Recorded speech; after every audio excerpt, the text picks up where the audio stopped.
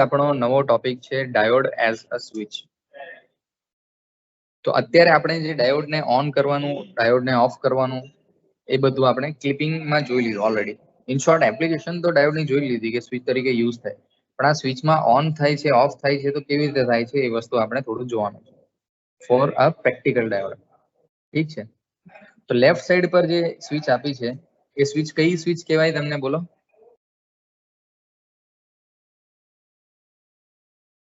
આને electrical switch કહેવાય કે મેકેનિકલ? બોલો. મેકેનિકલ. ઓકે, આ ભલે ઇલેક્ટ્રિસિટી નો સપ્લાય આગળ વધાવે છે પણ છે મેકેનિકલ સ્વિચ. હે ને?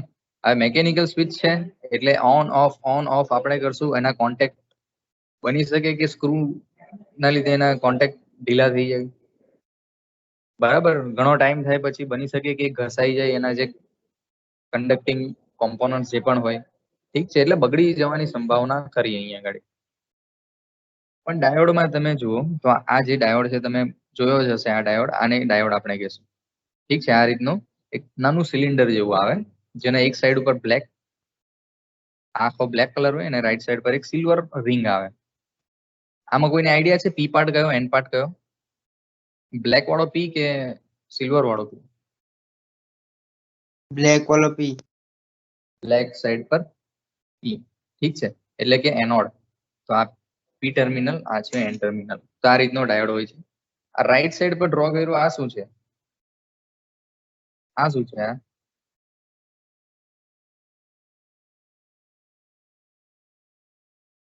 આ પણ એક ડાયોડ જ છે. ઠીક છે, આ પાવર ડાયોડ છે. અહીંયા આગળ જે આપણે નોર્મલ ડાયોડ વાપરશું એ 0.7, 0.2, ઓકે, નાના નાના વોલ્ટેજ માટેનો હશે આપણી એપ્લિકેશન માટે, ઇલેક્ટ્રોનિક સર્કિટ બનાવવા માટે. પણ આ પાવર ઇલેક્ટ્રોનિક્સમાં પાવર ડાયોડનો યુઝ થાય છે જ્યાં હાયર વોલ્ટેજ ઉપર આપણે કામ કરીએ, કિલો વોટ. ઠીક છે, આપણે તો વોલ્ટેજમાં કામ કરીએ પણ હાયર વોલ્ટેજ રેટિંગ એટલે કેટલા? કિલો વોલ્ટ્સ. તો તે ટાઈમે આપણે પાવર ડાયોડનો યુઝ કરશું. તો જે રીતે આ ડાયોડ કામ કરે છે એ રીતે પેલો ડાયોડ પણ કામ કરશે. ઠીક છે, અને ડાયોડનું મેઇન કામ શું છે કે ભાઈ ફોરવર્ડ બાયસ જ્યારે થાય ત્યારે એ ઓન થાય. ઓકે, રિવર્સ બાયસ કરશું તો એ ઓફ થશે. તો વીઆઈ કેરેક્ટરિસ્ટિક આ આપણે ઓલરેડી પાછળના સેમેસ્ટર્સમાં ભણી ગયા છે, ઈસીસી સબ્જેક્ટ્સમાં, ઇલેક્ટ્રોનિક સર્કિટ્સ એન્ડ કોમ્પોનન્ટ્સ. તો એમાં આપણે જોયું હતું કે ફોરવર્ડ બાયસિંગમાં ડાયોડની કેરેક્ટરિસ્ટિક કેવી આવે, એટલે કે વોલ્ટેજ કેટલો આપીએ તો કરંટ કેટલો પાસ થાય. તો આપણે આ રીતે પીએન જંકશન ડાયોડને અલગ અલગ વોલ્ટેજ આપીને ચેક કર્યું હતું.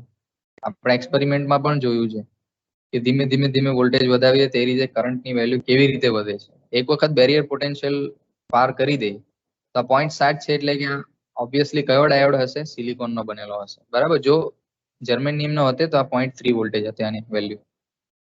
તો આ રીતનું આપણને ખબર છે ઓલરેડી. આ જસ્ટ ક્વિક જોઈ લઈએ છીએ કે ફોરવર્ડ બાયસની આ કેરેક્ટરિસ્ટિક છે. 0.7 થી વધારે વોલ્ટેજ આપણે એપ્લાય કરશું ડાયોડને, એટલે કે 0.8 અથવા તો 1 વોલ્ટ અથવા તો 2 વોલ્ટ, પછી જે કરંટનો ફ્લો થશે એ એક્સપોનેન્શિયલી ગ્રોથ થશે. ઠીક છે, અને અહીંયા આગળ આપણને રિવર્સ બાયસ કેરેક્ટરિસ્ટિક બતાવી છે કે રિવર્સ બાયસમાં ડાયોડ ઓફ તો રહેશે જ, પણ એક લેવલ એવું આપણે નેગેટિવમાં વધારતા જશું તો ડાયોડ બગડશે, ડાયોડનું બ્રેકડાઉન થશે. અને રિવર્સમાં કરંટ ફ્લો નથી થવા દેતો છતાં પણ હવે રિવર્સમાં કરંટ ફ્લો થશે. કેમ કે આપણે અમુક લેવલ કરતા વધારે વોલ્ટેજ એને રિવર્સમાં પણ આપી દીધો છે. તો એને બ્રેકડાઉન વોલ્ટેજ કહેવાય. ઠીક છે, અને જ્યાં આગળ આ કર્વનો બેન્ડ થાય છે એને ની પોઈન્ટ કહેવાય છે. ઠીક છે, આ પોઝિટિવ, આ નેગેટિવમાં અહીંયા આગળ ની પોઈન્ટ છે, અહીંયા આગળ પોઝિટિવમાં ની પોઈન્ટ છે. જ્યાંથી પણ કર્વ આપણને બેન્ડ થતો દેખાય એને આપણે ની પોઈન્ટ કહીએ છીએ. ફોરવર્ડ બાયસ અને આ રિવર્સ બાયસ કેરેક્ટરિસ્ટિક આની હતી. તો આ વસ્તુ આપણને ઓલરેડી ખબર છે કે જ્યારે ફોરવર્ડ બાયસમાં એને કન્ડક્ટ કરાવશું ત્યારે એ ઓન થશે, રિવર્સ બાયસમાં એ ઓફ થશે. તો આપણને ઓલરેડી આ વસ્તુ પણ ખબર છે કે ઇલેક્ટ્રિક સ્વિચીસના ફાયદા કયા કયા છે મિકેનિકલ સ્વિચના જગ્યાએ. ઠીક છે, તો આ આટલા બધા રીઝન છે જે ઓલરેડી આપણને ખબર છે છતાં પણ જોઈ લઈએ. તો oxidation of metals is possible in mechanical switches, કેમ કે ત્યાં મેટલ છે એટલે ઓબ્વિયસલી ઓક્સિડેશન થશે, કાટ લાગશે, એના ઉપર બગડશે. ઇલેક્ટ્રિકલ સ્વિચમાં એવું કંઈ નથી. ઠીક છે.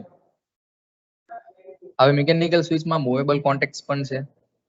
ઠીક છે, મૂવેબલ કોન્ટેક્ટ છે એટલે 100% લાંબા સમય પછી એમાં કંઈક ને કંઈક પ્રોબ્લેમ તો આવશે જ. ઠીક છે, કોન્ટેક્ટ થોડા ઘણા લૂઝ પણ થઈ શકશે. આપણા ઘરમાં પણ ઘણી બધી સ્વિચ આપણે જોઈએ, કોઈક વખત થાય એવું કે સ્વિચને જોરમાં દબાવો અથવા તો જોરમાં ધક્કો આપો તો જ ચાલુ થાય. કેમ કે મિકેનિકલ સ્વિચ છે અને પોસિબલ છે કે એનું ઓક્સિડેશન થયું હોય, કાટ લાગ્યો હોય, બગાડ્યું. ઠીક છે. સ્ટ્રેસ એન્ડ સ્ટ્રેન મિકેનિકલ વસ્તુ છે એટલે ત્યાં આવશે, દબાવ આવશે. ઓકે, તો એના લીધે આ મિકેનિકલ સ્વિચ બગડવાના ચાન્સીસ વધારે છે. તો ફાઇનલી આપણે એ વસ્તુ જોશું કે ઇલેક્ટ્રિકલ સ્વિચ કેમ વધારે યુઝફુલ છે. હવે બીજી વસ્તુ, ઇલેક્ટ્રોનિક સ્વિચ એટલે કે આપણે ડાયોડની સ્વિચ અથવા તો ટ્રાન્ઝિસ્ટરની સ્વિચ. ટ્રાન્ઝિસ્ટર પણ આપણે જોશું, ટ્રાન્ઝિસ્ટરની સ્વિચ તરીકે કેવી રીતે યુઝ કરે. તો હાઈ સ્વિચિંગ સ્પીડ. હવે જોજો, તમારી ઘરમાં સપોઝ લાઇટ છે. અત્યારે તો આપણે લાઇટ અથવા તો પંખાની વાત કરીએ. ઠીક છે. તો આપણે સપોઝ એમ કહેવામાં આવે કે 1 સેકન્ડમાં તમારે 50 વખત આ લાઇટને ચાલુ બંધ કરવાની છે, 50 ટાઈમ્સ. તો તમે 50 વખત ચાલુ બંધ કરશો 1 સેકન્ડમાં? પોસિબલ છે આપણા માણસથી આ વસ્તુ મિકેનિકલ સ્વિચને ઓન ઓફ કરવી? ના સર. ઇમ્પોસિબલ છે, બરાબર ને? સેમ વસ્તુ જો આપણે ડાયોડને કરવા કહીએ કે 1 સેકન્ડમાં તારે ભાઈ 50 વખત ઓન ઓફ થવાનું છે, તો ડાયોડ થઈ જશે, કેમ કે એ ઇલેક્ટ્રોનિક સ્વિચ છે. ત્યાં કોઈ માણસ ઓન ઓફ નથી કરવાનું, ઇલેક્ટ્રોનિકલી થવાનું છે બધું. ઠીક છે. તો હાયર સ્વિચિંગ સ્પીડ કિલોહર્ટ્ઝમાં પણ સ્વિચિંગ થાય છે, એટલે કે 1 સેકન્ડની અંદર 1000 વખત ઓન ઓફ, 1000 વખત, 1000 ટાઈમ્સ 1 સેકન્ડની અંદર. તો આ બધું સ્વિચિંગ સ્પીડ મિકેનિકલ સ્વિચમાં પોસિબલ નથી. ઠીક છે. નો સ્પાર્કિંગ, સ્પાર્ક્સ પણ અહીંયા કોઈ આગળ કોઈ કોન્ટેક્ટ જ નથી તો સ્પાર્ક કેવી રીતે થવાનું? ઠીક છે. મિકેનિકલ કોન્ટેક્ટમાં તમે જોયા હશે, પછી એની સાઇઝ નાની છે, એનું વજન ઓછું છે, કોસ્ટ ઓછી છે, કોઈ મૂવિંગ પાર્ટ નથી, એટલે ઇલેક્ટ્રોનિક સ્વિચ પ્રિફરેબલ છે. જે પણ ઇલેક્ટ્રોનિક સર્કિટ આવશે ત્યાં તમે આગળ જતા જોશો 2 ટાઈપના રિલે પણ આવશે. એક મિકેનિકલ રિલે હોય, ઠીક છે, જેમાં મૂવેબલ કોન્ટેક્ટ હોય છે, એક સોલિડ સ્ટેટ રિલે હોય છે. તો હવે ડાયોડ, આપણે વાત કરી કે ડાયોડને 1 સેકન્ડમાં 1000 વખત સ્વિચ ઓન ઓફ પણ આપણે કરી શકીએ છીએ. તો ઇન શોર્ટ બહુ ઘણી વખત આપણે ઓન કરવાનું, ઓફ કરવાનું, ઓન કરવાનું, ઓફ કરવાનું, એટલે ઇલેક્ટ્રોનિકલી જ થાય છે. પણ ડાયોડની અંદર પણ કંઈક છે, કેમિકલ વસ્તુ છે કંઈક. ઠીક છે. ઇલેક્ટ્રોન્સ, હોલ્સ, સિલિકોન, જર્મેનિયમ, ઘણી બધી વસ્તુઓ ડાયોડની અંદર છે ઓલરેડી. તો એની અંદર જે ચાર્જનો ફ્લો થાય છે, તો આપણે ડાયરેક્ટલી ઓન કરીને ઓફ કરીએ, ઓફ કરીને ઓન કરીએ, તો એમાં કંઈક ને કંઈક એવું તો હોવું જોઈએ કે તરત એ વસ્તુ આપણે જે કરાવવા માંગીએ છીએ એ કરી લે. ઠીક છે. તો ઇન શોર્ટ, જ્યારે પણ આપણે કોઈ વસ્તુને ઓન કરીએ, ઓનને આપણે ધારો કે અત્યારે 1 સ્ટેટ નામ આપીએ, પછી ઓફ કરીએ, ઓફને આપણે ધારો કે 0 સ્ટેટ આપીએ, તો ઓન પછી જ્યારે ઓફ કરીએ તો તરત જ એટ ધેટ ઇન્સ્ટન્ટ 0 થઈ જ જવું જોઈએ. ને પછી જ્યારે આપણે ઓન કરવા માંગીએ તો તરત જ A at that instant activate થઈ જ જવું જોઈએ, બરાબર? તો ઓન પછી ઓફ કરવું હોય તો ઓફ તરત, ઓફ પછી ઓન, ઓન તરત. તો આ વસ્તુ એટલે કે જે ટ્રાન્ઝિશન થાય છે ઓન થી ઓફ તરફનો, એ ક્વિક હોવો જોઈએ, તરત હોવો જોઈએ. અને ઓફ થી ઓન કરીએ તો એ પણ ક્વિક, તરત, ફાસ્ટ હોવો જોઈએ. તો આ રિસ્પોન્સ ટાઈમ જે છે એ હંમેશા વધારે જ હોવો જોઈએ, ઓછામાં ઓછો હોવો જોઈએ. રિસ્પોન્સ ફાસ્ટ હોવો જોઈએ, એટલે કે ટાઈમ ઓછો લાગવો જોઈએ. 0 ટાઈમમાં ઓન થી ઓફ થઈ જવું જોઈએ જો આપણે કરવા માંગીએ તો. ઇલેક્ટ્રોનિક સ્વિચમાં આ એક મેઇન વસ્તુ છે જે ધ્યાનમાં લેવામાં આવે છે કે ઓન પછી ઓફ કરવો હોય તો એને શું ટાઈમ લાગે છે થોડો ઘણો કે નથી લાગતો? તો તે વસ્તુ આપણે ડાયોડમાં જોશું. ઠીક છે. એને આપણે રિકવરી ટાઈમ કહેવાના છે. કે ધારો કે આપણે ઓન છે પછી ઓફ કર્યું, તો ઓફ તરત થઈ નહીં ગયું, ઓફ થવામાં એને થોડો ઘણો ટાઈમ લાગ્યો. તો ઓફ થવામાં જે આટલો ટાઈમ લાગી જાય, આટલો ટાઈમ જે ઓફ થવામાં લાગ્યો, એકચ્યુઅલમાં આ લેવલ પર આવી જવું જોઈતું હતું, એટલે કે આ પછી આ આવી જતું હતું, પણ આ આવ્યું નહીં, થોડો એને ટાઈમ લાગી ગયો. ઠીક છે, આ ઓન કન્ડિશન અને ઓફ કન્ડિશન ઓફ કરી દીધું, પણ આટલો ઘણો ટાઈમ લાગી ગયો, તો એને રિકવરી ટાઈમ કહેવાય છે. ઠીક છે, તો ઓન માંથી ઓફ કરશું ત્યારે જે રિવર્સમાં 0 વોલ્ટેજ થવા જોઈએ તે થયા નહીં અને થોડો ઘણો ટાઈમ લાગી ગયો, એને રિવર્સ રિકવરી ટાઈમ કહેશું આપણે. અને ઓફ કન્ડિશનમાં છે એનાથી ધારો કે આપણે ઓન કરી દઈએ તો ઓન થવામાં કેટલો ટાઈમ લાગે, અત્યારે અમે ડાયરેક્ટ જ ઓન કરી દીધું બતાવ્યું છે, તો ઓન થવામાં કેટલો ટાઈમ લાગે છે એને ફોરવર્ડ રિકવરી ટાઈમ કહેવાય છે. ઠીક છે, ઓન માંથી ઓફ થતા કેટલો ટાઈમ લાગે એને રિવર્સ રિકવરી ટાઈમ, અને ઓફ માંથી ઓન થતા કેટલો ટાઈમ લાગે એને આપણે કહીશું ફોરવર્ડ રિકવરી ટાઈમ. આપણે ડાયાગ્રામ જોશું ત્યારે આપણને ખ્યાલ આવશે. હવે આપણે વાત કરશું ચાર્જ કેરિયર કોન્સન્ટ્રેશન. તો જુઓ, જનરલી શું હોય છે, આપણે પીએન જંકશન ડાયોડ ની અંદર આ પી સાઈડ હોય છે, આ એન સાઈડ હોય છે. ઠીક છે, અને વચ્ચે એક જંકશન હોય છે, એટલે એનું નામ પીએન જંકશન ડાયોડ. અને આપણે ડેપ્લેશન લેયર પણ નામ આપતા છીએ જનરલી. તો પી સાઈડ પર કયું મટીરિયલ હોય છે બોલો?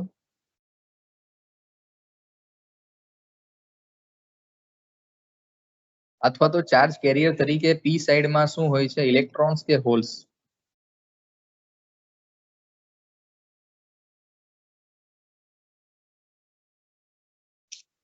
બોલો, પી સાઈડ પર મેજોરિટી શું હોય છે? હોલ્સ. ઓકે, તો મોસ્ટ ઓફલી તમે ઘણો ટાઈમ થઈ ગયો એટલે ભૂલી ગયા હશો, પણ નો પ્રોબ્લેમ. તો મેજોરિટી તરીકે પી ટાઈપમાં હોલ્સ હોય છે અને મેજોરિટી તરીકે એન સાઈડમાં ઇલેક્ટ્રોન્સ હોય છે. અને માઇનોરિટીની વાત કરીએ તો પી સાઈડમાં ઇલેક્ટ્રોન હોય છે, માઇનોરિટી એટલે કે ઓછું કોન્સન્ટ્રેશન એનું હોય, અને એન સાઈડમાં માઇનોરિટી આપણે જોવા જઈએ તો હોલ્સ હોય છે પણ ઓછા કોન્સન્ટ્રેશનમાં. ઠીક છે, અહીંયા આગળ જસ્ટ એના નામ આપ્યા છે કે majority carriers in P type holes, તો પી નોટ. ઓકે, આ 0 અથવા ઓ અથવા નોટ આને કહેવાય. ચાલો, તો આ P not, N note, NP note અને પીએન નોટ. તો માઇનોરિટી કેરિયર અને મેજોરિટી કેરિયરના જસ્ટ કોન્સન્ટ્રેશનના નામ આપ્યા છે અહીંયા આગળ. ઠીક છે, ચાલો, તો આ વચ્ચેનો જે એન અથવા વચ્ચેનો પી જે પણ હોય એ તમારે સમજવાનું કે એ સાઈડની વાત થાય છે. જોજો, વચ્ચેનો પી છે એટલે એ પી ટાઈપમાં, વચ્ચેનો એન છે એટલે એન ટાઈપ, વચ્ચેનો પી એટલે પી ટાઈપમાં, વચ્ચેનો એન છે એટલે એન ટાઈપ. હવે જે પહેલો પી અથવા પહેલો એન છે એ ઇન્ડિકેટ કરે છે કે એ હોલ છે કે ઇલેક્ટ્રોન છે. તો પી છે તો આ એ હોલની વાત કરે. ઠીક છે, હોલ્સ. એન છે તો એ ઇલેક્ટ્રોન્સની વાત થાય. ઓકે, તો મેજોરિટી આપણને ખબર પડી કે પી સાઈડ ઉપર હોલ્સ હશે અને મેજોરિટી એન સાઈડ ઉપર ઇલેક્ટ્રોન્સ હશે. તો આ જસ્ટ એક ચાર્જ કેરિયર કોન્સન્ટ્રેશન બતાવ્યું છે જંક્શન આગળ, જ્યારે પણ આપણે ફોરવર્ડ બાયસમાં ડાયોડને રાખશું ત્યારે. જોજો, જો તમને આમાં વધારે ડીપમાં ખ્યાલ ના આવે તો વધારે ટેન્શન ના લેતા, ખાલી સમજી લો થોડું ઘણું. ઓકે, મેઇન આપણે જે યાદ રાખવાનું છે થોડી વારમાં આવશે. તો જ્યારે પણ આપણે કોઈ બાયસિંગ એપ્લાય નથી કરતા તે ટાઈમનું ચાર્જ કેરિયર કોન્સન્ટ્રેશન કંઈક આવું હોય છે.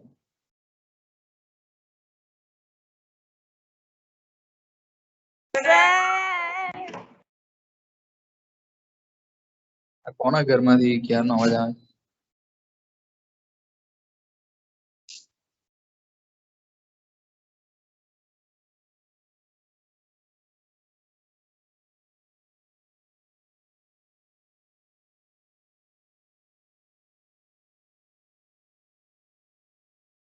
ઓકે, તો આ એન સાઈડ છે, આ પી સાઈડ છે. પી સાઈડ ઉપર ચાર્જ કોન્સન્ટ્રેશન બતાવે છે, ડોટેડ લાઈન છે એ માઇનોરિટી માટે ડ્રો કર્યું છે અને ડાર્ક લાઈન છે મેજોરિટી માટે ડ્રો કર્યું છે. તો મેજોરિટી હોલ્સનું કોન્સન્ટ્રેશન લેવલ ડ્રો કર્યું છે અહીંયા આગળ, બરાબર. સિમિલરલી અહીંયા આગળ મેજોરિટી ઇલેક્ટ્રોન્સનું કોન્સન્ટ્રેશન લેવલ ડ્રો કર્યું છે. ઓકે, તો અત્યારે આપણો હવે ટાઈમ થઈ ગયો છે, આપણે નેક્સ્ટ લેક્ચરની અંદર આ વસ્તુ કન્ટિન્યુ કરશું.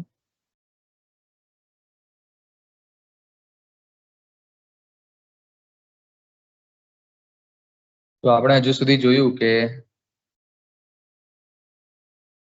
અલગ અલગ ટાઈપના ડાયોડ આવે છે જેને આપણે સ્વિચ તરીકે યુઝ કરી શકીએ. આપણે જોશું છેલ્લે ફાઇનલી કે ડાયોડના ટાઈપ્સ કયા કયા આવે. ઠીક છે, એકદમ એન્ડિંગમાં જરા હું તમને બતાવી દઉં. આ અલગ અલગ ટાઈપના ડાયોડ્સ છે અને એના સિમ્બોલ અને એકચ્યુઅલમાં કેવા દેખાય છે એ ડાયોડ્સ. હવે આપણે જોતા હતા કોન્સન્ટ્રેશન, ચાર્જ કોન્સન્ટ્રેશન, હે ને? એ ચાર્જ કોન્સન્ટ્રેશન પહેલા તમને એક વસ્તુ બતાવી દઉં હું. સ્ક્રીન દેખાય છે બધાને ક્લિયરલી?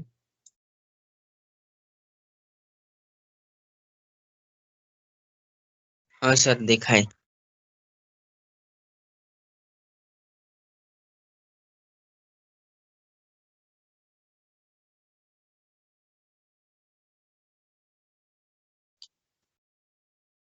જુઓ, હવે આપણને એટલી તો ખ્યાલ આવી ગયો છે કે જ્યારે ફોરવર્ડ બાયસ કરશું ડાયોડને ત્યારે એ ઓન થશે અને રિવર્સ બાયસ કરશું તો એ ઓફ થશે. થોડુંક આપણે જે આગળના સેમેસ્ટરમાં થઈ ગયું એને ક્વિકલી જોઈ લઈએ કે પીએન જંક્શન ડાયોડમાં શું શું હોય છે, અને એટલે તમને થોડું ક્લિયર થાય. તો અહીંયા આગળ ઉપરનું એનિમેશન તમને દેખાય છે. જ્યારે ફોરવર્ડ બાયસમાં થાય છે ત્યારે જે બલ્બ લગાવ્યો છે, એલઈડી લગાવી છે, એ ઓન થાય છે અને રિવર્સ બાયસમાં ઓફ થઈ જાય છે. એ વસ્તુ દેખાય છે તમને? હા સર દેખાય. ઠીક છે, કે તો આ રીતે આપણે એને જોઈ શકીએ. ઠીક છે, હવે ડાયોડ નું નામ કઈ રીતે પડ્યું એ તો બધું તમને ખ્યાલ જ હશે. તો આ પી ટાઈપ મટીરિયલ છે લેફ્ટમાં, અને રાઈટમાં તમને દેખાય છે એન ટાઈપ મટીરિયલ. તો પી ટાઈપ મટીરિયલ્સમાં અહીંયા આગળ ડેમોન્સ્ટ્રેશનમાં જસ્ટ બતાવ્યું છે કે હોલ્સ નું કોન્સન્ટ્રેશન વધારે હોય છે અને ફ્રી ઇલેક્ટ્રોન્સ એ પણ હોય છે પી ટાઈપમાં, પણ માઇનોરિટી એટલે કે ઓછું હોય છે. ઠીક છે, મેજોરિટી હોલ્સ જ હોય છે. સિમિલરલી એન ટાઈપમાં એનાથી ઉલટું, મેજોરિટી ઇલેક્ટ્રોન્સ હશે અને માઇનોરિટીમાં હોલ્સ હશે. હવે આ જે કોન્સન્ટ્રેશન છે એનું જસ્ટ નામ આપવામાં આવ્યું છે ચાર્જ કેરિયર્સ કોન્સન્ટ્રેશનનું. તો જે સપોઝ ઇલેક્ટ્રોનની વાત કરીએ તો ઇલેક્ટ્રોન્સ માટે આપણે એન સિમ્બોલ યુઝ કરીએ, હોલ્સ માટે આપણે પી સિમ્બોલ યુઝ કરીએ. ઠીક છે, તો એન ઇલેક્ટ્રોન્સનું કોન્સન્ટ્રેશન છે અથવા તો ફ્રી ઇલેક્ટ્રોન્સનું કોન્સન્ટ્રેશન છે ને એ રીતે.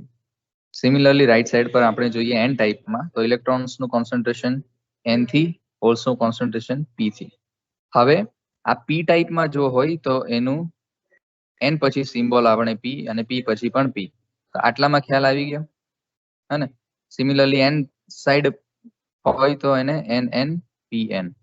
ઓકે, અને એનું concentration level N P naught, P P not, N N naught, P N naught, આ રીતે ઇન્ડિકેટ કરવામાં આવે છે. ખ્યાલ આવ્યો? તો આ જે નામકરણ છે તે કંઈક આ રીતનું છે. તો એનપી નોટ અથવા એનપી 0 એટલે શું? તો ઇલેક્ટ્રોન્સનું કોન્સન્ટ્રેશન પી સાઈડમાં. ઠીક છે, અને ઇલેક્ટ્રોન્સ પી સાઈડમાં એટલે એ તો માઇનોરિટી જશે, એટલે કે minority charge carrier concentration in P side. તો આ રીતે એનું નામકરણ આપણે જસ્ટ જોઈ શકીએ. ઠીક છે, હવે આ તો પી અને એન છૂટા છૂટા છે, અત્યારે એને જોઈન કર્યા નથી, એટલે કે પીએન જંક્શન નથી બનાવ્યું. બરાબર? તો જ્યારે પણ પીએન જંક્શન આપણે બનાવશું એટલે કે પી ટાઈપ મટીરિયલ અને એન ટાઈપ મટીરિયલ એકબીજા સાથે જ્યારે કનેક્ટ કરવામાં આવે છે ત્યારે કનેક્ટ કરશું તો શું થશે?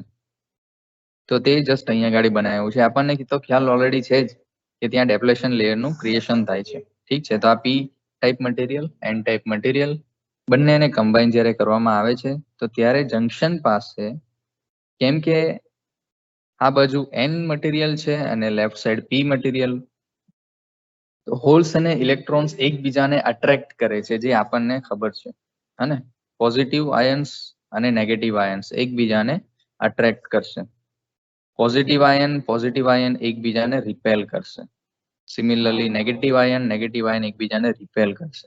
તો અટ્રેક્ટ કોણ કરશે? પોઝિટિવ આયન, નેગેટિવ આયન એકબીજાને. તો એ જ વસ્તુ જ્યારે પણ આપણે પીએન જંક્શન બનાવીએ તે ટાઈમે થાય છે.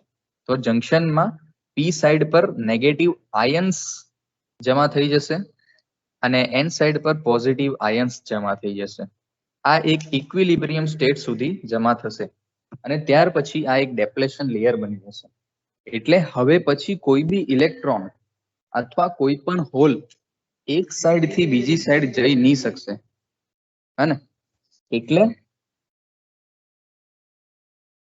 અમુક એનું બેરિયર પોટેન્શિયલ આવશે. એ બેરિયર પોટેન્શિયલ આપણે દૂર કરશું એટલે કે આ જે ડેપ્લેશન લેયર છે એ ડેપ્લેશન લેયરની વિડ્થ અત્યારે જે છે એનાથી ઓછી ઓછી ઓછી કરીને 0 કરશું.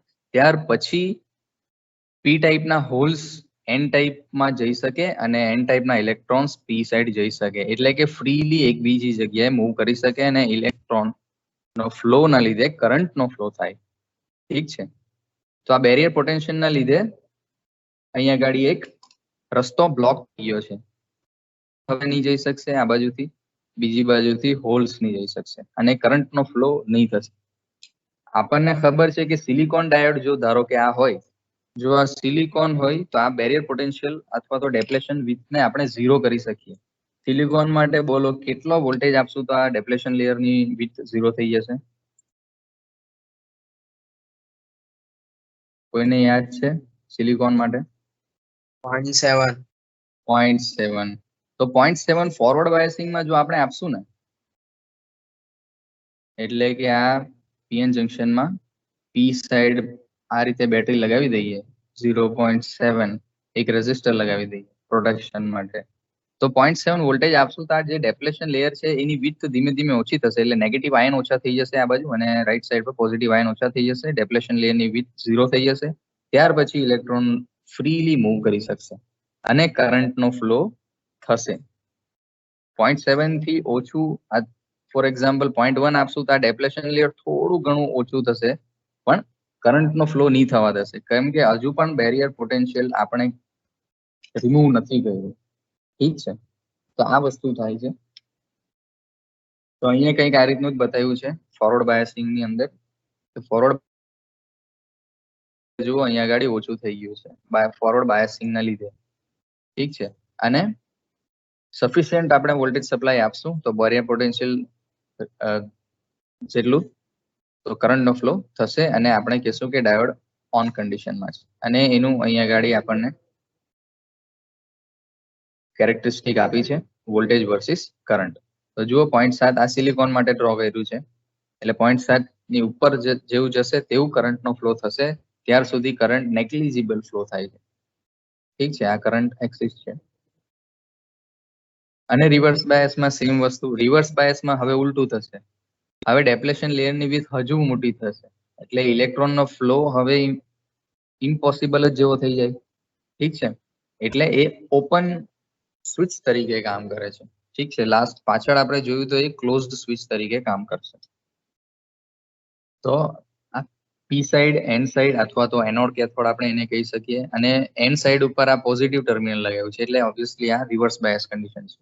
અને રિવર્સ બાયસમાં પણ અમુક લેવલની ઉપર આપણે જઈએ તો બ્રેકડાઉન થાય અને કરંટનો ફ્લો રિવર્સ ડાયરેક્શનમાં થવાનું સ્ટાર્ટ થાય, જે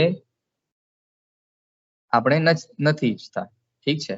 પણ એ વસ્તુ આગળ જતા તમે જોશો કોઈ જગ્યાએ ઝેનર ડાયોડ, જેને ઓલવેઝ રિવર્સ બાયસમાં જ યુઝ કરવામાં આવે, વોલ્ટેજ રેગ્યુલેટર તરીકેનો યુઝ થાય છે. તમે આગળ જોયું હશે. ઓકે. તો આ રીતનું કંઈક એનું કેરેક્ટરિસ્ટિક જે આપણે આગળ જોયું છે ઓલરેડી. તેમાં જે પોઈન્ટ યાદ રાખવાના છે એ છે ની પોઈન્ટ, રિવર્સ બ્રેકડાઉન. રિવર્સ બ્રેકડાઉનમાં પણ અહીંયા આગળ એક ની પોઈન્ટ આવે છે. ઠીક છે.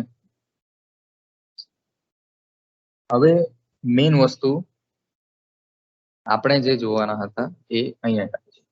હવે જે ચાર્જ કોન્સન્ટ્રેશન છે, ચાર્જ કેરિયર કોન્સન્ટ્રેશન, એ તમને આ રાઈટ સાઈડમાં લાસ્ટ ગઈકાલે બતાવ્યું હતું આ વસ્તુ. તો આ કોન્સન્ટ્રેશન લેવલ છે. ઠીક છે. આ પી સાઈડ, આ એન સાઈડ, આ જંક્શન, બરાબર. આ ખાલી લેવલ ડ્રો કર્યું છે. તો આ હોલ્સ નું કોન્સન્ટ્રેશન પી સાઈડ પર, એનાથી વધારે ઇલેક્ટ્રોન્સ નું કોન્સન્ટ્રેશન હશે એન સાઈડ પર. એટલે કે એન સાઈડમાં ડોપિંગ થોડુંક વધારે હશે. ડોપિંગ વધારે એટલે જે ચાર્જ કેરિયર છે એ એન સાઈડ વધારે છે. ઠીક છે. Majority charge carriers. અહીંયા આગળ ઇલેક્ટ્રોન મેજોરિટી જ છે, અહીંયા આગળ પી મેજોરિટી છે. પી સાઈડ પર પી મેજોરિટી, એન સાઈડ પર એન મેજોરિટી. પણ કોન્સન્ટ્રેશન ઇલેક્ટ્રોન્સનું એન સાઈડ પર વધારે છે in comparison two holes in P side. બરાબર છે. અને માઇનોરિટી ચાર્જ કેરિયર ડ્રો કરીએ ધારો કે આપણે, તો માઇનોરિટી ચાર્જ કેરિયર્સ એટલે કે હોલ્સ એન સાઈડ પર ઓછા હશે. કોની સરખામણીમાં? તો ઇલેક્ટ્રોન્સ ઇન પી સાઈડ. જે ડોટેડ લાઈન છે એ બંને માઇનોરિટી ચાર્જ કેરિયર્સ છે અને ડાર્ક લાઈન છે એ મેજોરિટી ચાર્જ કેરિયર્સ છે. તો આ રીતનું કંઈક કોન્સન્ટ્રેશન હોય છે. હવે જ્યારે ફોરવર્ડ બાયસિંગ કરવામાં આવે છે તો માઇનોરિટી ચાર્જ કેરિયર્સ જે ડેપ્લેશન લેયર છે અથવા તો જે આપણું જંકશન છે એના નજીક કોન્સન્ટ્રેટ થવા લાગશે. એટલે આપણને ગ્રાફ કંઈક આ રીતનો જોવા મળશે. હવે આ ગ્રાફ તમને રાઈટ સાઈડ પર જે જોવા મળે છે એ છે. ઠીક છે. તો એન સાઈડ ઉપર કોન્સન્ટ્રેશન હોલ્સનું અને પી સાઈડ ઉપર કોન્સન્ટ્રેશન ઇલેક્ટ્રોન્સનું કંઈક આ રીતે આપણને જોવા મળશે. તો તમે લેફ્ટ સાઈડ પર જોશો તો જે એન સાઈડનું લેવલ છે, હવે ઇલેક્ટ્રોન્સ બીજી તરફ મૂવ કરવા લાગશે એટલે એનું આપણને આ રીતનું કંઈક ડાયાગ્રામ જોવા મળશે. જોજો ઉપરના લેવલથી સ્ટાર્ટ થશે ઇલેક્ટ્રોનનું અને નીચેના લેવલથી હોલ્સનું લેવલ સ્ટાર્ટ થશે. તો કંઈક આ રીતનો ડાયાગ્રામ આપણને જોવા મળશે. તો ચાર્જ કેરિયર કોન્સન્ટ્રેશન જ્યારે ફોરવર્ડ બાયસ કરશું તો થોડુંક બદલાશે અને એ જંકશન પાસે મેક્સિમમ હશે. આ મેક્સિમમ જંકશન થી જેમ જેમ દૂર જતા જશું, રાઈટ સાઈડ જેમ જેમ દૂર જશું તેમ તેમ કોન્સન્ટ્રેશન ઓછું થશે. સિમિલરલી લેફ્ટ સાઈડ પર પણ ઇલેક્ટ્રોનનું મેક્સિમમ કોન્સન્ટ્રેશન ક્યાં હશે? જંકશન પાસે. અને જેમ લેફ્ટ સાઈડ જશું તેમ તેમ કોન્સન્ટ્રેશન ઓછું થતું જશે. ઠીક છે. હવે આ તો બધી થઈ થિયરી. જે એકચ્યુઅલ આપણે સ્વિચિંગ કેરેક્ટરિસ્ટિક એક્ઝામમાં સપોઝ આપણને પૂછવામાં આવે તો આ બધું તો આપણે લખવાની કઈ જરૂર વધારે ખાસ નથી. ઠીક છે. ચાર્જ કેરિયર કોન્સન્ટ્રેશન તમે ઇન્ડિકેટ કરવા માંગો તો કરી શકો, પણ જે મેઇન વસ્તુ છે તે હવે આપણે જોવાની છે, જે આ છે સ્વિચિંગ કેરેક્ટરિસ્ટિક. આને આપણે કહેશું સ્વિચિંગ કેરેક્ટરિસ્ટિક ઓફ ડાયોડ. ઠીક છે. તો આ ડાયોડના એક્રોસમાં જે આપણે વોલ્ટેજ આપશું એ વોલ્ટેજનું લેવલ છે. જે પહેલું ગ્રાફ આપણને જે દેખાય છે એમાં વોલ્ટેજ વર્સિસ ટાઈમનો. તો પહેલામાં તમે જ્યારે પણ આપણે ડાયોડને ફોરવર્ડ બાયસ આપશું આ રીતનું કંઈક positive negative P side N side અથવા એનોડ કેથોડ. તો આજે ફોરવર્ડ બાયસિંગ આપશું તો એને વીએફ કહેવામાં આવશે. એટલે અહીંયા આગળ વીએફ લખ્યું છે. અને જો એનાથી ઉલટું કરીએ, આપણે રિવર્સ બાયસિંગ કરીએ તો એનું નામ જસ્ટ આપ્યું છે વીઆર. ઠીક છે. તો વીએફ સફિશિયન્ટ વીએફ આપણે પ્રોવાઈડ કરીએ ડાયોડને આ લાલ લેવલ, તો તે ટાઈમે શું થાય છે એ જોવાનું છે. તો minority charge carrier concentration maximum થઈ જાય છે.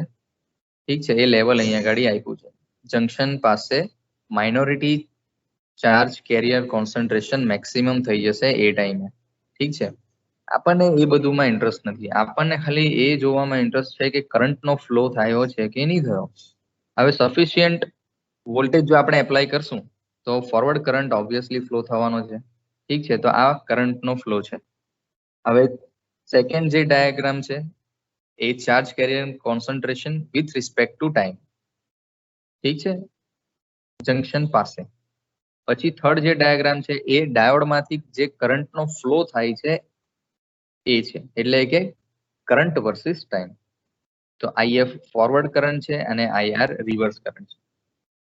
હવે તમને ઓલરેડી ખ્યાલ છે કે રિવર્સ બાયસિંગ કરશું તો રિવર્સ કરંટ તો ફ્લો થવો જ નહીં જોઈએ, એટલે કે કરંટ ઝીરો થવો જોઈએ. ઠીક છે. કેમ કે રિવર્સ બાયસમાં તો એ ઓપન સ્વિચ થઈ જાય છે. પણ પ્રેક્ટિકલી આ વસ્તુ પોસિબલ નથી. ઠીક છે. જ્યારે પણ આપણે ડાયોડને ફોરવર્ડ બાયસમાંથી રિવર્સ બાયસ કરીએ તો એ ઓનમાંથી ઓફ તરત જ નથી થઈ જતું. કેમ નથી થઈ જતું? કેમ કે minority charge carrier concentration forward બાયસની અંદર ઘણું બધું વધારે થઈ જાય છે જંકશન પાસે, અને એ રિમૂવ થવામાં થોડો ઘણો ટાઈમ લાગે છે. ઠીક છે. એ ટાઈમ વિશે આજે આપણે જોવાના છે. તો ફોરવર્ડ કરંટ તો ફ્લો થઈ ગયો, લાલ કલરનું જે આપણે 3 વસ્તુ ડ્રો કરી એ તો આપણને ખ્યાલ આવી ગયો. અને છેલ્લું છે કે ડાયોડ એક્રોસનો વોલ્ટેજ. ઠીક છે, જો સિલિકોન હોય તો 0.7 હશે, આ એ આપણને ખબર છે. તો આ ઓન કન્ડિશનમાં આપણે આ વસ્તુ હશે. તો ઓન કન્ડિશનમાં ફોરવર્ડ વોલ્ટેજ વિશે ખ્યાલ આવી ગયો બધાને? જસ્ટ આપણે ફોરવર્ડ વોલ્ટેજ આપ્યો છે સફિશિયન્ટ, એ ટાઈમે ચાર્જ કેરિયર કોન્સન્ટ્રેશનનું લેવલ છે આ, અને એ ટાઈમે કરંટનો ફ્લો છે. ઠીક છે, ઓન છે તો કરંટનો ફ્લો કન્ટિન્યુઅસ થતો રહેશે. અને ડાયોડના એક્રોસનો વોલ્ટેજ જે પણ ડાયોડ એક્રોસનો જે મટીરિયલનો બનાવ્યો હશે એ રીતનો હશે. તો આ લાલ કલરના અત્યારના 4 ડાયાગ્રામમાં ખ્યાલ આવ્યો બધાને?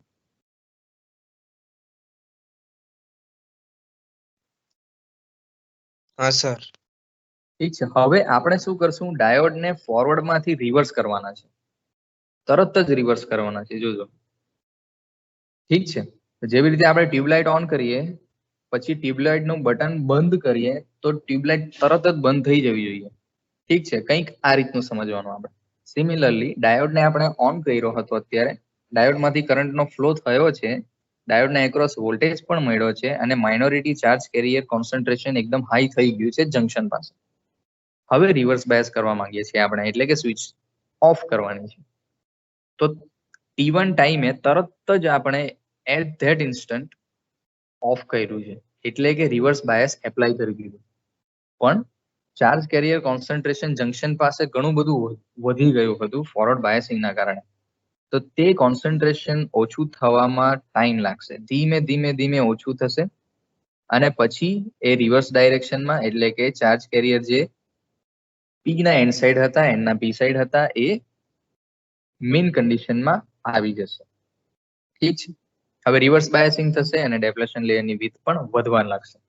તો ચાર્જ કેરિયર કોન્સન્ટ્રેશન જે વધી ગયું હતું એ ધીમે ધીમે ઓછું થશે. એ ધીમે ધીમે જે ઓછું થયું, તરત જ ઓછું નહીં થયું, એના લીધે શું થશે, તો રિવર્સ ડાયરેક્શનમાં કરંટનો ફ્લો થવા લાગશે એ ટાઈમમાં. ઠીક છે, જે અહીંયા ગાડી ઇક્વેશનથી આપ્યું છે કે રિવર્સ બાયસિંગ નો વોલ્ટેજ જેટલો પણ વીઆર એપ્લાય કર્યો હશે તે ડિવાઇડેડ બાય ડાયોડનો ઇન્ટરનલ રેઝિસ્ટન્સ.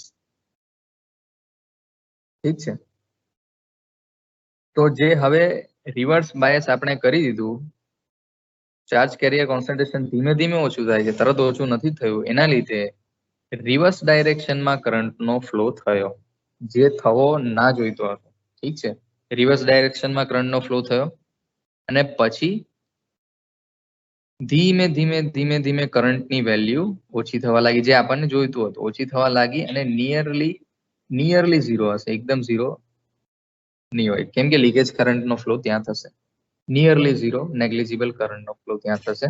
તો આ રીતનું કંઈ રિવર્સ બાયસમાં જે ઝીરો થઈ જવું જોઈતું હતું કરંટ સપોઝ આ આઈ ફોરવર્ડ બાયસ છે, તો જેવું પણ આપણે કરશું તો કરંટની વેલ્યુ થઈ જવાની હતી, પણ જે થઈ નહીં. ઠીક છે, થોડા ટાઈમ એની વેલ્યુ રહી રિવર્સમાં, અને પછી એ ઝીરો તરફ ગયું છે. ઓકે, તો જ્યાર સુધી રિવર્સ બાયસ ફૂલ ફ્લો થાય છે એ ટાઈમને આપણે સ્ટોરેજ ટાઈમ નામ આપશું. ઠીક છે, કેમ કે ચાર્જ કેરિયર કોન્સન્ટ્રેશન હજુ સ્ટોર્ડ છે, હજુ ગયું નથી, એટલે એને નામ આપ્યું છે સ્ટોરેજ ટાઈમ.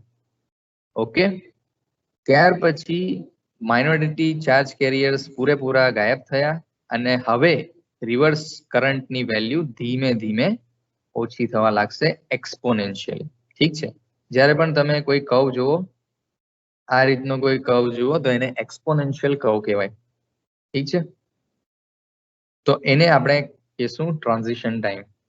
ઓકે, તો જે ડાયોડનો કરંટ તરત ઝીરો થવો જોઈતો હતો એ ઝીરો નહીં થયો. કેમ કે minority charge carrier concentration forward બાયસિંગના કારણે ઘણું બધું જંકશન પાસે વધી ગયું હતું. ઠીક છે, તો આ રીતે સ્ટોરેજ ટાઈમ અને ટ્રાન્ઝિશન ટાઈમ, તો આટલો એક્સ્ટ્રા ટાઈમ લાગી ગયો ને એને ઓફ, આટલો એક્સ્ટ્રા ટાઈમ લાગી ગયો, તો એ ટાઈમને રિકવરી ટાઈમ કહેવાય છે. ઠીક છે, આ રિવર્સ બાયસિંગમાં કર્યું આપણે, એટલે રિવર્સ રિકવરી ટાઈમ આનું નામ આપવામાં આવશે. ઓકે, ઓફમાંથી ઓન કરશું તો ઓન થતા કેટલો ટાઈમ લાગે એને ફોરવર્ડ રિકવરી ટાઈમ કહેવાશે, અને reverse recovery time is equal to storage time plus transition time. Okay, અને લાસ્ટ ડાયાગ્રામમાં ડાયોડને એક્રોસનો વોલ્ટેજ આપણને ઇન્ડિકેટ કર્યો છે, જે જેવું રિવર્સ બાયસ કરશું તો ડાયોડ એક્રોસનો વોલ્ટેજ પણ તરત 0 નથી થઈ જતો માઇનોરિટી ચાર્જ કેરિયર કોન્સન્ટ્રેશનના લીધે. ઠીક છે, એ નેગેટિવમાં આવવો જોઈએ. જેટલો પણ એપ્લાય કર્યો હશે રિવર્સ, તે ટોટલ આપણો જે ટાઈમ છે રિવર્સ રિકવરી ટાઈમ, એટલો ટાઈમ લેશે અને ત્યાર પછી ડાયોડના એક્રોસનો વોલ્ટેજ રિવર્સ બાયસમાં જેટલો એપ્લાય કર્યો હશે એટલો થશે. ઓકે, તો આ રીતે ડાયોડ તરત જ ઓન નથી થઈ જતો, ઓફ નથી થઈ જતો. ઓફ થવામાં એને થોડો ટાઈમ લાગે છે અને એ ટાઈમને આપણે રિકવરી ટાઈમ કહેશું. ઠીક છે, એ વસ્તુ આપણે આગળ જોઈ હતી અહીંયા આગળ. તો ટાઈમ આ જો આ ગ્રાફ આપણે ડે ટાઈમે જોવા. The time taken before the diode recovers its steady state is called as recovery time. તો સ્ટેડી સ્ટેટ એટલે શું? ધારો કે આપણે ઓન કરવું હોય તો ડાયોડમાંથી કરંટનો ફ્લો થવો, જેટલો ફ્લો થવાનો હોય એટલો ફ્લો થઈ ગયો તરત જ, તો એને ફાસ્ટ રિકવરી કહેશું આપણે. ઠીક છે, રિકવરી એટલે તમે કંઈક આ રીતે સમજી શકો. સપોઝ તમે બાઇક ચલાવો છો, ઠીક છે, અને બાઇક તમારે 50 ની સ્પીડ પર લઈ જવી છે. તો 50 ની સ્પીડ પર બાઇક લઈ જવી હોય, તમે ગાડીને સ્ટાર્ટ કરો તો શું તરત જ 50 ની સ્પીડ પર જતી રહે બાઇક? ના જાય. તમે આ સપોઝ મેં સ્પીડ વર્સિસ ટાઈમનો ગ્રાફ ડ્રો કરો તો તમે બાઇક સ્ટાર્ટ કરી દીધી અથવા કાર સ્ટાર્ટ કરી દીધી, 50 ની સ્પીડ સુધી તમે એક્સિલરેટર લઈ ગયા, પણ 50 ની સ્પીડ તમારી અચીવ તરત જ નહીં થઈ જશે. ઠીક છે, એનો ગ્રાફ કંઈક તમે જુઓ તો આ રીતનો હશે. પછી 50 ની સ્પીડ આવશે. ઠીક છે, આ 50 ની સ્પીડ આવતા થોડો ટાઈમ લાગે છે એને. તો એને એકચ્યુઅલમાં આપણે કોઈક રિકવરી ટાઈમ અથવા તો આ જે ફાઇનલ 50 ની સ્પીડ છે એને સ્ટેડી સ્ટેટ કહેવામાં આવે છે. ઠીક છે, અને અહીં આગળ જે રિસ્પોન્સ આવે છે આગળનો પહેલાનો સ્ટેડી સ્ટેટ પહેલાનો, એને જનરલી ટ્રાન્ઝિયન્ટ રિસ્પોન્સ કહેવામાં આવે છે. ઠીક છે, કંટ્રોલ સિસ્ટમ એક સબ્જેક્ટ આવે છે જેની અંદર તમે આગળ ભણશો આ વસ્તુ. તો સ્ટેડી સ્ટેટ સુધી પહોંચતા એને થોડો ટાઈમ લાગી જાય છે. સિમિલરલી આપણે પણ ડાયોડને ઓફમાંથી ઓન કરી દઈએ અથવા ઓનમાંથી ઓફ કરી દઈએ તો એ જે સ્ટેડી સ્ટેટ છે એ પહોંચવામાં થોડો ઘણો ટાઈમ લાગે છે, અને એને આપણે અહીંયા આગળ નામ આપ્યું છે રિકવરી ટાઈમ. ઠીક છે, તો ફોરવર્ડમાંથી રિવર્સમાં કરશું તો રિવર્સમાં જે પણ કરંટ છે 0 અથવા નિયરલી 0, તે પહોંચવામાં જે ટાઈમ લાગે છે એને રિવર્સ રિકવરી ટાઈમ આપણે કહીશું. ઓકે, તો આ જસ્ટ ડેફિનેશન્સ છે જે આપણે અત્યારે જોઈ. તો સ્ટોરેજ ટાઈમ એટલે શું? જ્યાર સુધી ડાયોડના જંકશન પાસે જે માઇનોરિટી ચાર્જ કેરિયર કોન્સન્ટ્રેશન હતું તે 0 ના થયું ત્યાર સુધીના ટાઈમને સ્ટોરેજ ટાઈમ કહેશું. ટ્રાન્ઝિશન ટાઈમ, તો ટ્રાન્ઝિશન ટાઈમ સ્ટોરેજ ટાઈમ પછીનો જે ટાઈમ છે જેમાં જે આપણે અહીંયા ગાડી જોયું હતું રિવર્સ કરંટ ફ્લો થતો હતો, એ રિવર્સ કરંટને નિયરલી 0 અથવા નેગ્લિજિબલ વેલ્યુ તરફ લઈ જવા માટે જે ટાઈમ લાગે છે, જે ડાયોડ ટાઈમ લે છે, એને આપણે ટ્રાન્ઝિશન ટાઈમ કહેશું. રિવર્સ રિકવરી ટાઈમ, તો ટ્રાન્ઝિશન ટાઈમ પ્લસ જે સ્ટોરેજ ટાઈમ છે એને આપણે રિવર્સ રિકવરી ટાઈમ કહેશું. અથવા તો ફોરવર્ડ બાયસ કન્ડિશનમાંથી રિવર્સ કન્ડિશનમાં એટલે કે 0 કરંટ પોઝિશનમાં લઈ જવા માટેનો જે ટાઈમ લાગે છે એને રિકવરી ટાઈમ કહેશું. સિમિલરલી ફોરવર્ડ રિકવરી ટાઈમ, તો રિવર્સ કન્ડિશનમાંથી અથવા તો રિવર્સ બાયસ કન્ડિશનમાંથી ફોરવર્ડ બાયસિંગમાં જવા માટે એટલે કે ઓફમાંથી ઓન થવા માટે જે ટાઈમ લાગે છે એને ફોરવર્ડ રિકવરી ટાઈમ કહેશું. તો તમને શું લાગે છે, આ ફોરવર્ડ રિકવરી ટાઈમ અને રિવર્સ રિકવરી ટાઈમ એ વધારે હોવો જોઈએ કે જેટલો હોય એટલો ઓછો હોવો જોઈએ?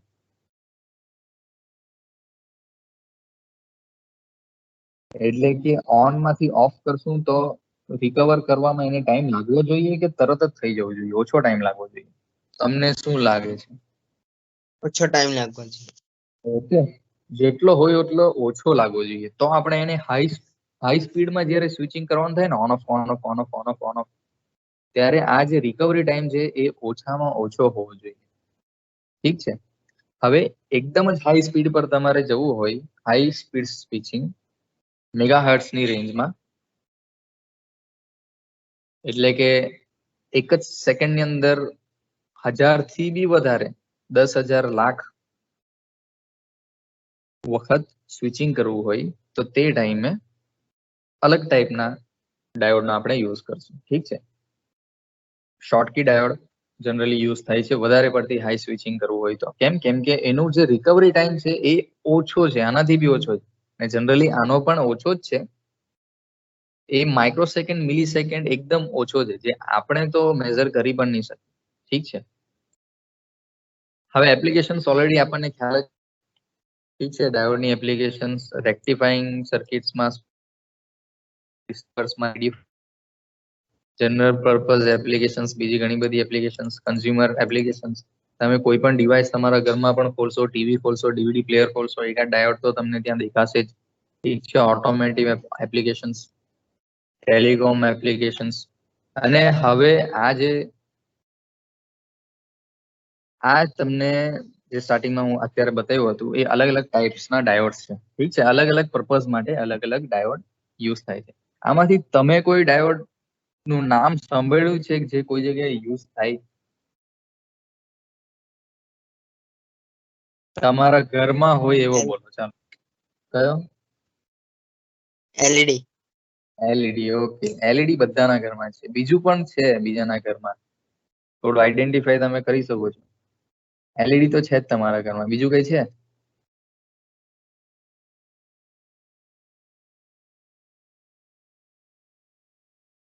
આ બે જે છે ને ડાયક ટ્રાયક એ છે તમારા ઘરમાં. ક્યાં છે?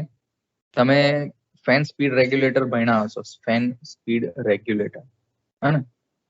તો ફેન સ્પીડ રેગ્યુલેટર જે હોય છે એ ફેન સ્પીડ રેગ્યુલેટરની સર્કિટમાં ડાયોડ ને ડાયોડ જ છે. ઠીક છે. ડાયક એટલે ડાયોડ, એવો ડાયોડ જે બે ડાયરેક્શનમાં કરંટનો ફ્લો કરાવે. ઠીક છે. સિમિલરલી ટ્રાયક પણ એવો જ છે, પણ ટ્રાયક ને એક એક્સ્ટ્રા પલ્સ જોઈએ બંને ડાયરેક્શનને એક્ટિવેટ કરાવવા માટે. ઠીક છે. તો ફેન સ્પીડ રેગ્યુલેટરમાં પણ યુઝ થાય છે. જો બગડી ગયું હોય તમારા ઘરનું તો ઓપન કરીને તમે ચેક કરી શકો. હવે ફેન સ્પીડ રેગ્યુલેટર પણ બે ટાઈપના આવે, એક રેઝિસ્ટિવ પણ આવે છે. જે જૂના ટાઈમમાં યુઝ થતો હતો તમને ખ્યાલ હશે કે એ ગરમ પણ થઈ જાય, હે? પણ આ ડાયક ટ્રાયક નો યુઝ કરીને જે બનાવવામાં આવે ગરમ પણ નથી થતા. કેમ કે સોલિડ સ્ટેટ ડિવાઇસીસ છે આ, કોઈ મિકેનિકલ પાર્ટ નથી જે મૂવ કરે અંદર. ઓકે. તો આ હતું ડાયોડ એઝ સ્વિચિંગ. હવે નેક્સ્ટ આપણે જોશું ટ્રાન્ઝિસ્ટર એઝ અ સ્વિચ. કોઈને કોઈ ડાઉટ હોય તો અત્યારે કહી દો, આપણે રિવાઇઝ કરી લેશું.